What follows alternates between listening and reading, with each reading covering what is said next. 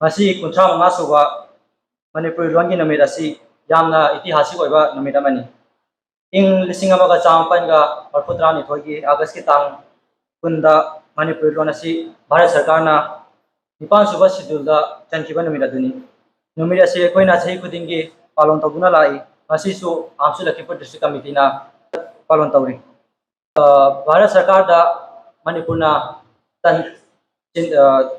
चंद्रिंगई ममांगदा Manipuri loan असी अखोई मनपुरी जाति अखोइना नांगना संगना दुना लापा लोन अमनी मतमदुदा भारत मनपुर सरकार की मनुंगदा लेखरबा मतुंगदा लोन असी नोंग नोंगगी मराई चाइथरप उबदगी मतम अदुगी ओजासिंगना मनपुर लोन असी भारत तोंगानबा फंगफम अमा फमनबगीदमक्ता मखल मखा कयागी खोंजंग असी मनुंगदा जागलाम खोंजंग से चंगसिंगी खोंजंग असीना हेना कंखलपदगी भारत सरकार ना खंगबिरदुना मनपुरी लोन असी इंग 1994 की अगस्त की तांगकुंदा 9 सुबा शेड्यूल दा चनबिखि मसीगी ओना तैनाबदा मनपुरी लोन असी ngасidi नोंगनमगी ममी सांथरपगी ममी उबो फंगी मिसिंग लिखरबा मनपुरी लोन असी मिटोपी लोना महुसिलपगी इबम उबो फंगगी मतंग असीदा पनबे याय नोबेल पीस प्राइज फंगखरबा रविंद्रनाथ टैगोर हायरमी इसागी लोन मसक खंगदना मिटोपी लोन मसक खंगबा मपुंग फाबा अमलोय मसीदगी हौना मनपुरी लोन की दमक करी खरा तौरसी हाइना हाइजरी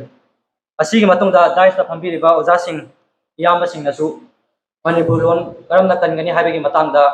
वखलोन फुंदोरकनी हाइबा थाजबा थमजरी असीगी असी हाइरगा आइगी कीनोट एड्रेस असी मतंगसे तेंसिंजरे असीगा लोइनाना अखोय लेखिद्रबा ओजासिंग मतमदगी चाकलाम खुंचद चंगसिंगिबा ओजासिंगबु इकाय खुंदाबो ओइना silent tribute ओइना minute अमखा लेफलगा इकाय खुंदाबो उचियाना हाइजरी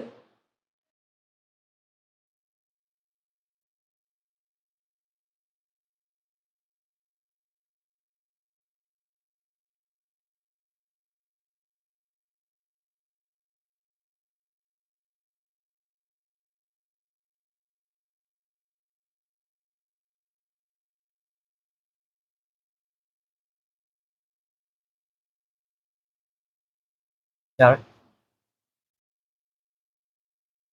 thank you